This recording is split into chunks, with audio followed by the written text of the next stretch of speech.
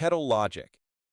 This fallacy occurs when someone makes multiple excuses to defend themselves, but the excuses contradict each other. Imagine someone borrows your kettle and returns it damaged. They might resort to kettle logic by saying, "It wasn't damaged when I borrowed it, and it must have already been broken, and even I never borrowed it in the first place." These statements can't all be true, so the argument falls apart. It's like a leaky kettle full of holes in its logic. If by whiskey. In a famous 1952 speech concerning Mississippi's alcohol prohibition laws, a politician exemplified the if by whiskey fallacy is a sneaky way of arguing without ever taking a clear position. Imagine a debate about anything. Someone might use if by whiskey by saying, if by X you mean something wonderful, then of course it's great. But if you mean something terrible, then I'm completely against it. This fallacy uses emotionally charged words to trick you into agreeing with them, regardless of your actual stance on the issue. They never actually reveal their own beliefs. Continuum fallacy.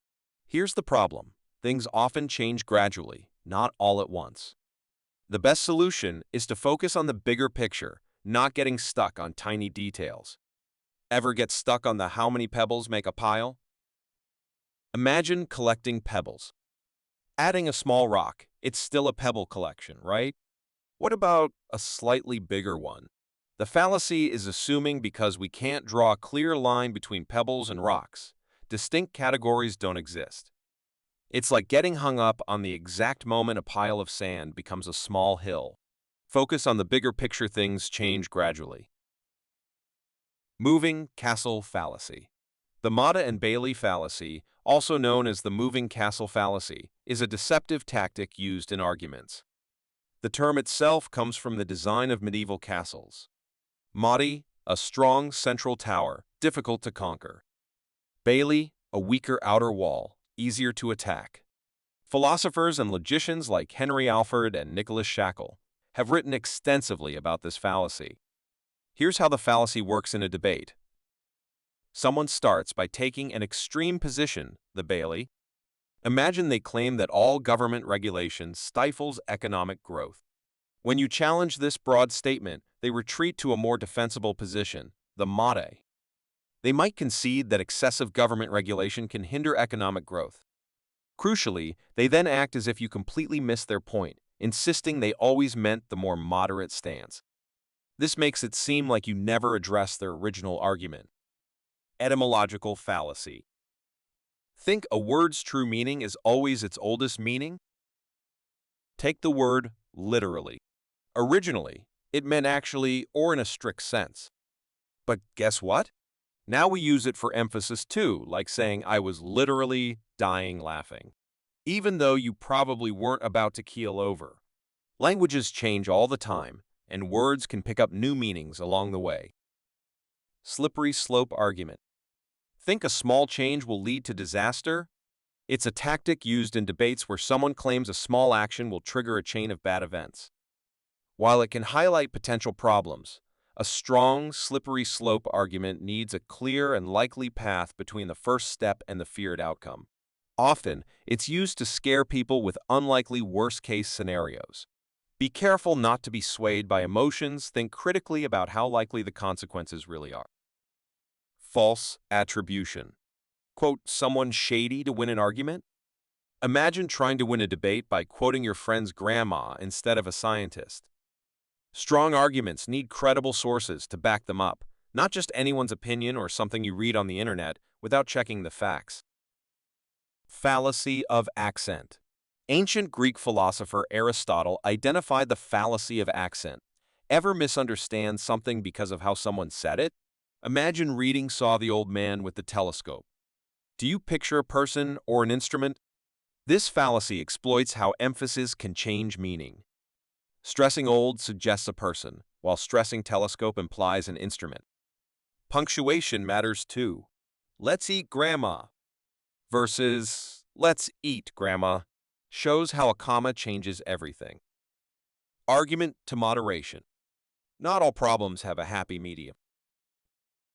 This is where the argument to moderation fallacy comes in. Imagine you're setting the thermostat. Is the perfect temperature exactly between freezing and boiling? Not necessarily. The argument to moderation fallacy assumes the truth must always lie somewhere in the middle of two extremes. But as with the sky, which is clearly blue and not some shade of green just because yellow exists, sometimes there is no middle ground. False dilemma. The fallacy of false dilemma, also called false dichotomy, occurs when someone presents a situation as having only two possible choices. In reality, there are usually more options available. This fallacy can be used to pressure someone into making a decision they might not otherwise choose by limiting their options. Homunculus fallacy. The homunculus fallacy is a mistake in explaining something, particularly how the mind works. Imagine trying to explain how you see by saying there's a tiny person inside your head.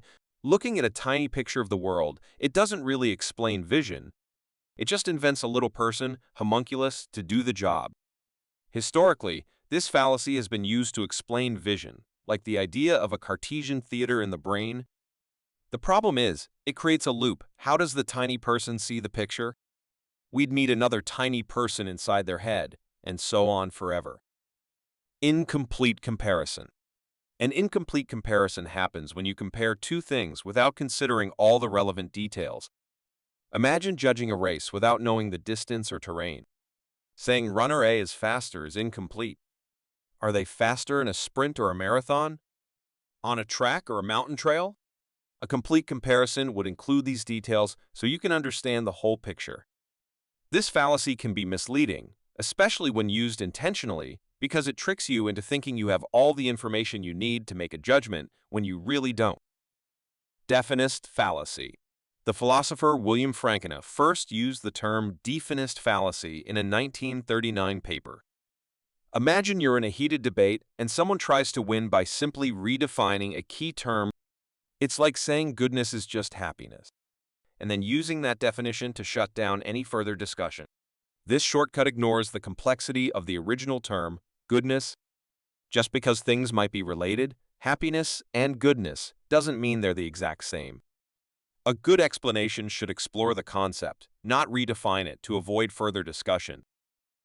Ludic fallacy. Nassim Nicholas Taleb, in his book The Black Swan, describes the ludic fallacy as the mistake of using games or gambling as models for real-life situations. Imagine you think life is like a competition with clear rules, just like a martial arts match. You train hard, following the rules, but real life isn't a fair fight. The ludic fallacy tricks you. Unexpected things happen, like a surprise attack outside the rules. This fallacy makes things seem more predictable than they are because it ignores the unexpected events that can dramatically alter real-world outcomes. Divine fallacy. This fallacy happens when someone dismisses an idea because it seems unbelievable. They might say, "I just can't imagine how that could work, so it must be false." The problem? Just because something is difficult to imagine doesn't mean it's impossible. Think about amazing scientific discoveries. They often seem crazy at first. A good argument should be based on evidence, not on what's easy to imagine.